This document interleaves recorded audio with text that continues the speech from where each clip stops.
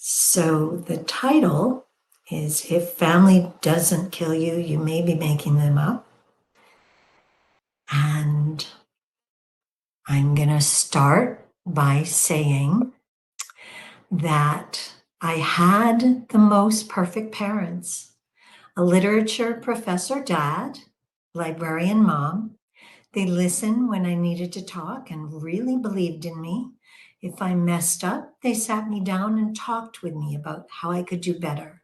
Except those are the parents I made up. My real parents had interesting lives, but my father was not a literature professor.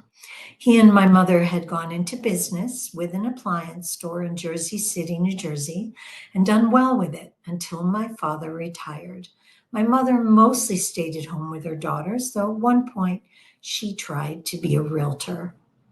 My both parents sometimes sat down and talked with me calmly. Sometimes they lost their tempers in ways that made me wish we were a fictional family rather than a real one. So I fictionalized my parents at times and imagined the lives of friends and other relatives too, creating seeds for future stories. I'm going to share a few stories today about the families we live with versus the ones that we make up. I know we've all had moments where we feel like the old saying is coming true. If family doesn't kill you, nothing will. But whether your memories are happy or miserable, you can always use fiction to create something that will make you feel better. Or you can share the truth and hope it reaches people who need to hear it. Besides what I call family stories, the moments you remember about family, flattering or not, there are family legends, which to me are the most dramatic moments that happen in our lives. I'm going to share a few here, but I don't want to go on too long because the purpose of this session for me is to hear your family legends and stories, and I'll be leaving time for that. The first legend I'm sharing comes from my book, Crooked Lines, A Single Mom's Jewish Journey, showing you here, just a little glance. The chapter is called Wolf Circle Healing and was written during the pandemic, so you'll hear a reference to the virus. I woke up thinking about the grandparents I always wanted to know and never met. As a child, I begged for grandparent stories since all four of mine had died before I was born. My parents obliged with the usual stories, my grandmother's gentleness and love for Charlie Chaplin movies, and my grandfather's colorful life and music. But there were also darker nightmare tales, born of the woods of Eastern Europe. What I'm talking about here are wolves, bridal parties, and wolves eating same. Did you ever hear those stories? They snaked into my childhood dreams and gave me a lifelong fear of traveling by sleigh through the snow at night, which is a shame because if you live in the Midwest, there's some very tempting possibilities for winter sleigh rides. The stories I heard were stories my parents heard as children. And they were also in short story collections by Eastern European writers who specialized in horror. My grandparents came to this country in the late 1800s, and in fact, illnesses took them, not wolves. I don't know who told these stories or why or when. I just know the main trope was one of a bride and groom in a sleigh, weighted down with alcohol and delicacies. Their sleigh may have broken, or they may have been derailed by bandits. I don't know. But after they were left alone, the wolves began to circle them, and you can guess the rest. I had an inkling of this last fall on a darkening county road about a mile from home. There were cars behind me, but nothing ahead, and I was trying to keep up my speed at 35 miles an hour. In the space of a millisecond, a huge buck with antlers at least 2 feet long from end to end bolted out in front of me, crossing the road. There was no time to think. I hit the brakes as hard as I could. Because there was no snow on the ground, I didn't slide into a tree or him or anywhere else. And the buck leapt across the road in a few seconds. The cars behind me didn't even see him and were honking because I stopped. It seemed a kind of miracle, and as I drove on, I whispered a prayer of gratitude. I couldn't talk to the deer and tell it to stop dashing out into crossings. There's no possibility of reasoning with an animal, an angry driver, or a virus. Thinking of it now, months later, I can only wonder if we became the bridal party my parents spoke of, surrounded by wolves during the pandemic. Another legend I wrote about elsewhere involves my grandfather Joseph, renamed Julius in America, who sneaked out of Russia because the Tsar's army was after him. Jewish men drafted into the army were forced to stay for decades, as the legend goes. And Joseph, who played the bugle, traveled from safe house to safe house until reaching Bremen, Germany. He set sail from there, landed in New York, and never saw his parents or siblings again. The last two legends I'll share involve my mother. Well, one involves my mother, who tearfully recalled her 12-year-old self after her father died. She came home from school and played ball by herself, hitting the wall of whatever apartment she and her mother and sister and brother lived in. I stand in awe before the sorrow of this child. The other legend again belongs to my dad, and my latest Medium article in the narrative arc describes what happened to him. I don't know how old my father was when the accident happened. Older than 2, I'd say, but younger than 5, because he remembered it so clearly. I think he was 4, running around his family apartment with his twin brother, and as they say of kittens, into everything. My father says he reached up to the pot his mother was boiling on the stove. I have no idea why. Perhaps the fire underneath the pot attracted him. The next thing he and everyone knew was the pot spilled over onto his chest, and he screamed in pain and terror. I know a doctor was called, but don't know how long it took to get to my father. As soon as the doctor saw my dad, he knew what he'd have to do. Scrape the burning flesh from my father's chest while his screams elevated until people on the street outside could hear him. My father did survive, of course, but I'm going to let you read the rest of the story on Narrative Arc to find out what happened next. Family stories give us so many moments that puzzle, scare, or delight us. And I have to recognize there's something very comfortable about being with family that's hard, or at least harder to find with friends. I can sit for hours with my sister and her husband, talking the day away, and have the most wonderful time. We can talk about anything: politics, movies, religion, all the taboos, never get annoyed with each other. It may be that way because we live in different parts of the country and only get together once or twice a year. But for whatever reason, the relationship works well when we are more or less alone together. And then there are times that don't work as well, such as the evening I invited my sister and her husband out for a dinner at a restaurant to meet my son and his new girlfriend. For some reason at this dinner, my sister and her husband were at their worst. In the middle of a funny story my son's girlfriend was telling, my sister's husband started reminiscing about his ex-wife, a promising writer who passed away. He talked a lot about how beautiful she was until he succeeded in getting my sister quite jealous, and she erupted, talking about her former husband and the exceptional marriage she had with him. And we're off, as they say at horse races, as the argument escalated minute by minute, and my son and girlfriend were effectively silent.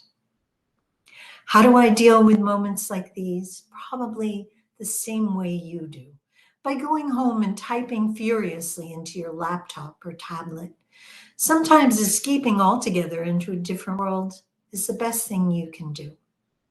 On Medium right now, I'm honored to be writing for Counter Arts, The Age of Empathy, and The Narrative Arc. Because I'm talking about family today, I'm going to read something I wrote about my parents on The Age of Empathy. Birdsong wakes me, but it's the geese. Sorry, lost my place a little bit. Birdsong wakes me, but it's the geese that keep me from going back to bed. I pull the shades up to see the sun winking off tiny ripples in the lake across the street, irresistible to someone living in a city where ice rains 6 to 7 months a year. The birds tell me summer is coming, but the geese make me laugh, especially when they pair off into couples and jabber at each other while propelling their impossibly heavy bodies skyward. I imagine they are my parents, dead but reincarnated as the Canada geese, so prevalent around here. They're trying desperately to find me. As a child, I was embarrassed by how often my parents got lost, even when driving to our cousins for Thanksgiving, which they did year after year for decades. I imagine my father goose saying with barely concealed frustration, "Faye, it's across the way. That house with the red roof, we just took a wrong turn."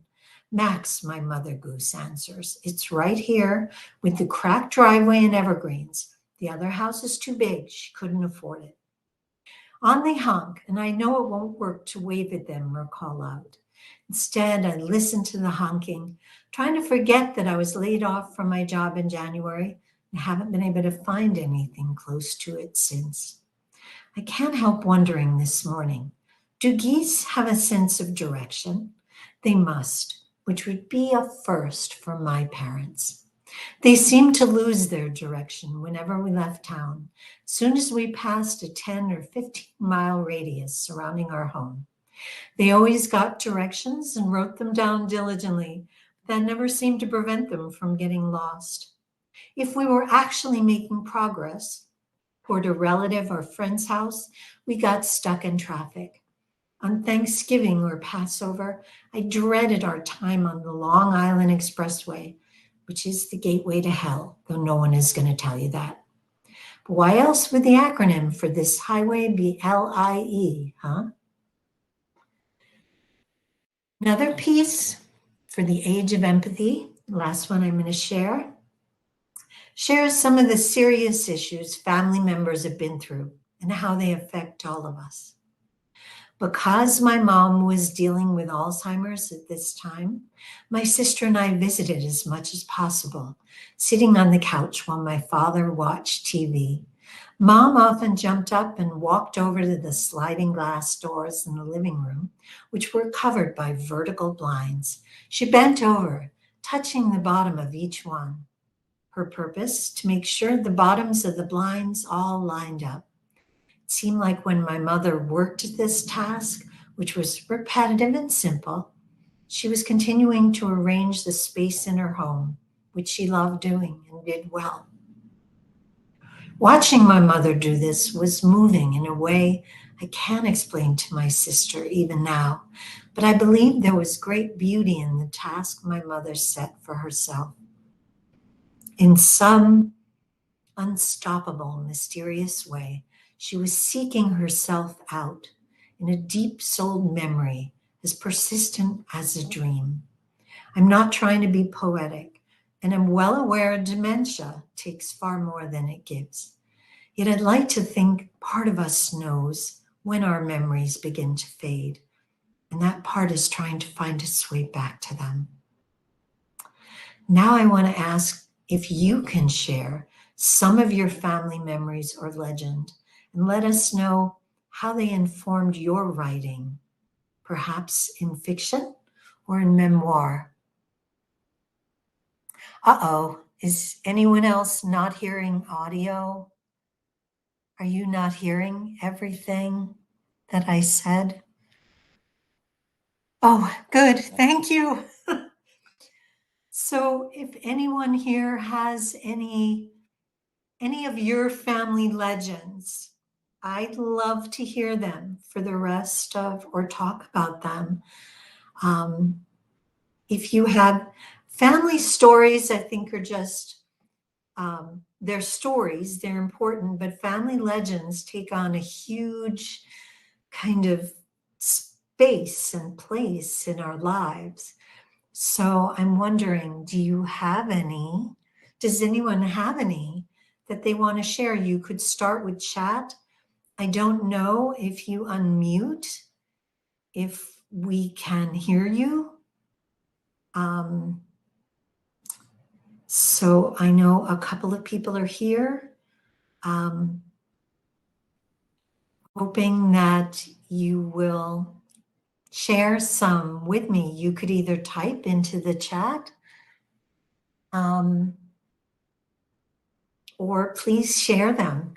I know there are people here, but that's what I'm looking for.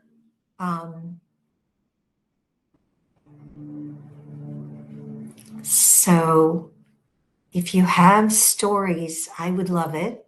I'm not hearing many. Anyone? Everyone? Want to share? Kevin? Tori? Anyone? Share a legendary story. I know for myself, when I fictionalize stories about my parents, they really come from, or fictionalized stories about people I know, I think that the stories end up being deeper than they would be just even when you're fictionalizing them. So it looks like no one is talking or wants to talk. I'm trying to figure out. Please feel free to type in the chat.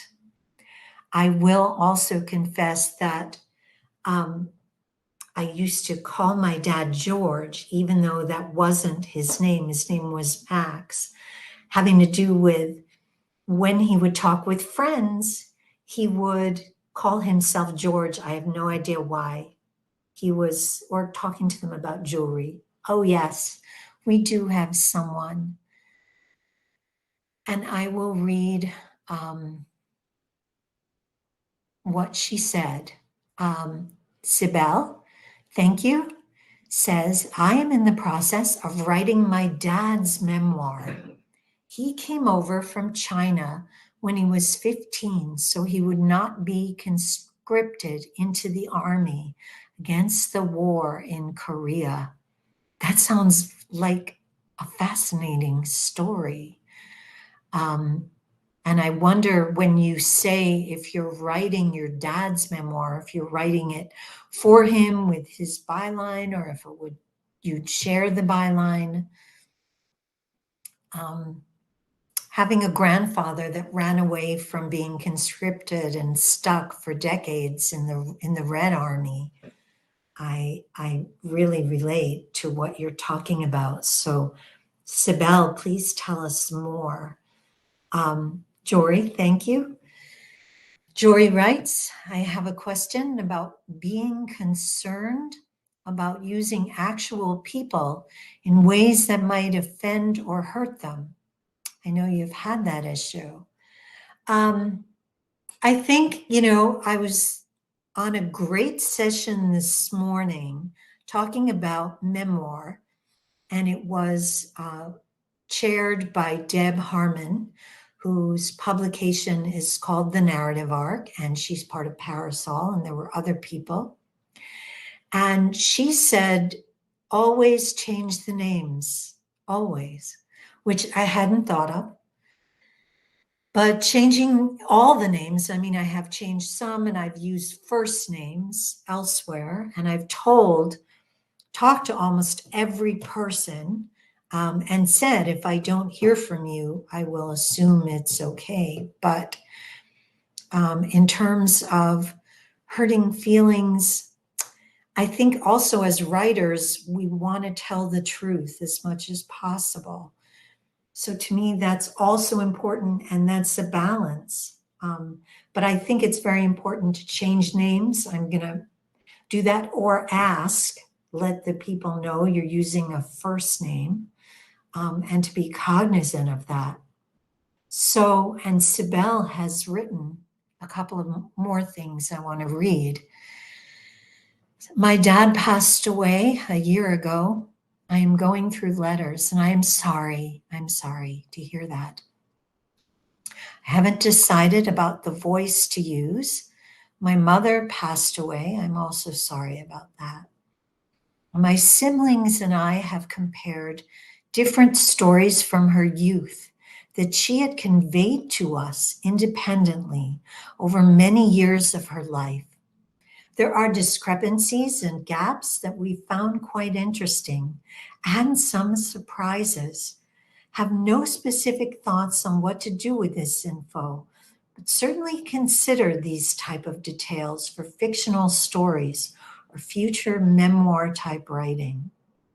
I think that's so interesting. And what's interesting too is that, as you say, your sister has a different point of view and the discrepancies. And like I'll ask my sister something and she'll say, I don't remember, or I remember it very differently. And I just think that's fascinating. And actually, I'm sorry, that was Sibel, and this is Kevin who talked about his mother passing away. So forgive me, that was Kevin. And I think, that is just a fascinating thing. And Sibel, I think going through letters is a great way to find the voice you're looking for. If you're kind of going to be writing in his first person voice, I'm not sure, you may be writing in your own voice, in which case it's your own telling your dad's story. But I think that's both fascinating thing, and it also reminds me of that movie Rashomon, where there are all these different people telling one story about a woman's experience, but we hear from all these other people. And I always love that in books and in writing. Although I haven't tried it, I've pretty much stuck with one voice when I'm telling stories. So, does anyone else have a story? There's about 8 minutes left here that would like to share. Kevin writes, unreliable narrators. I love that because in fiction, we can have all kinds of unreliable narrators. And like you say, Kevin, Rashomon point of views.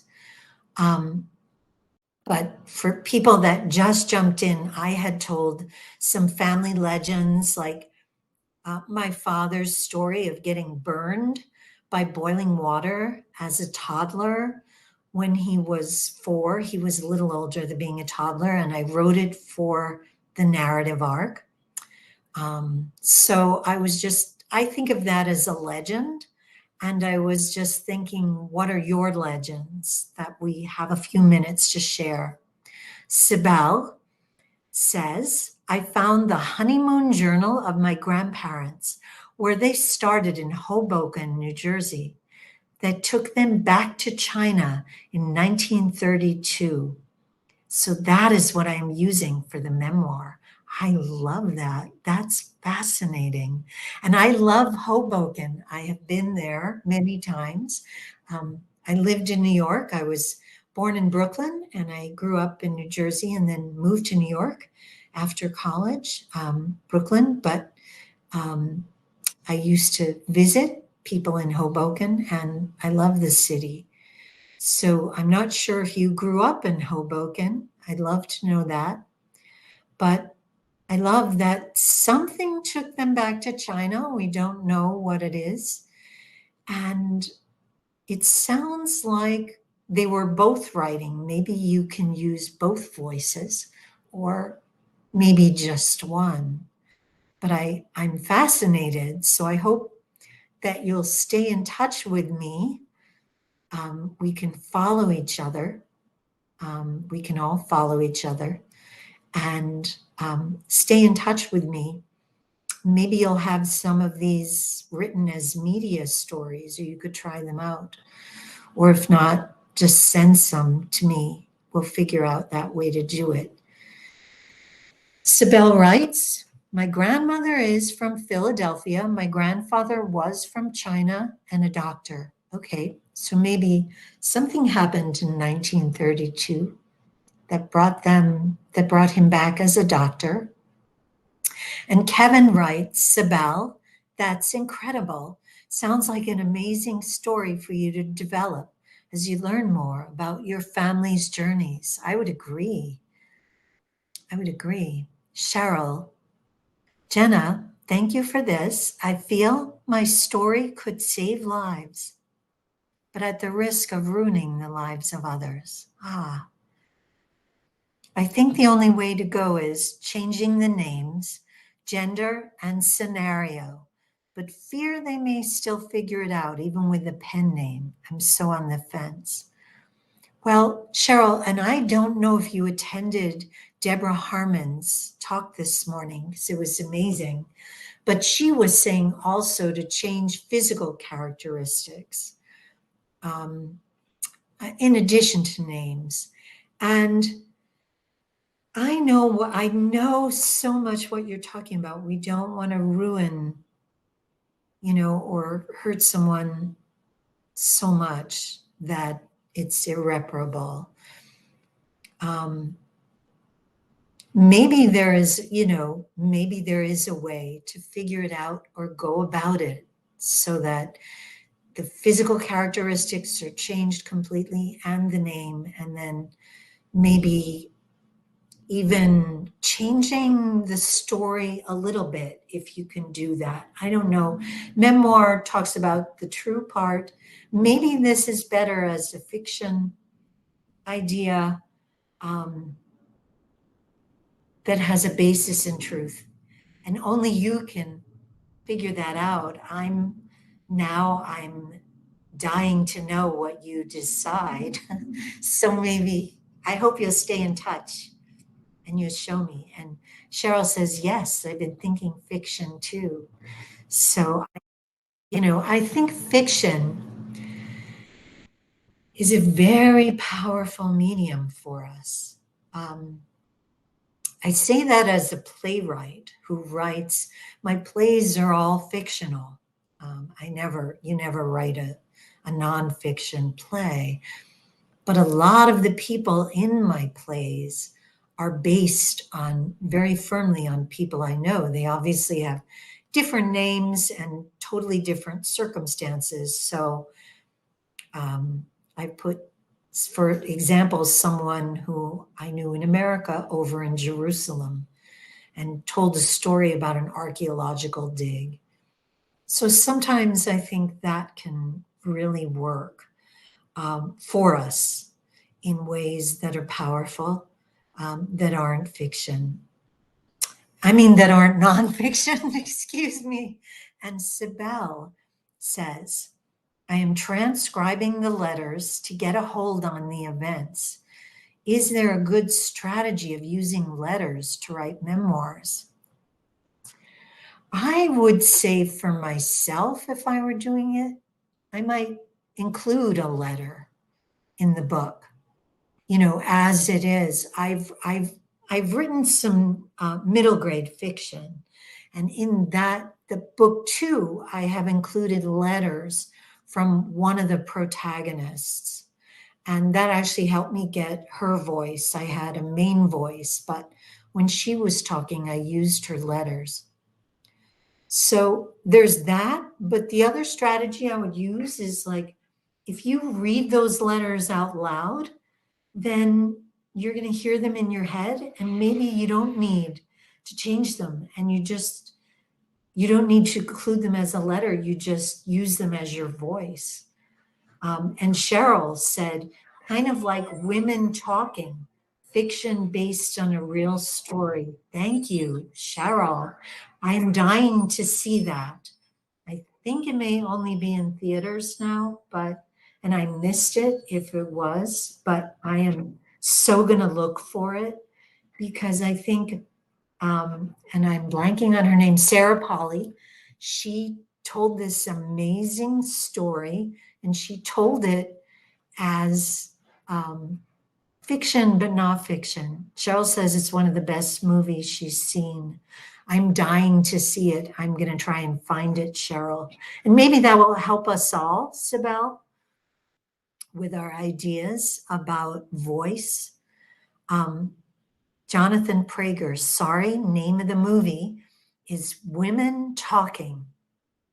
And I think it's fiction based on a real story. Sarah Polley, Polley, is the director. And unfortunately, it's 2:30 and it looks like my time is up. And I am so grateful you were all here. Thank you, Sibel. Thank you, Cheryl. Thank you, Jonathan. And thank you, Jory, for sharing with me. Thank you. I loved having you here, and I hope we'll run into each other again on Medium. I'm gonna go attend all the other sessions, and I hope that some of you will be running them, and we'll see each other that way. Thank you. Thank you all. I will see you soon, I hope. Thank you.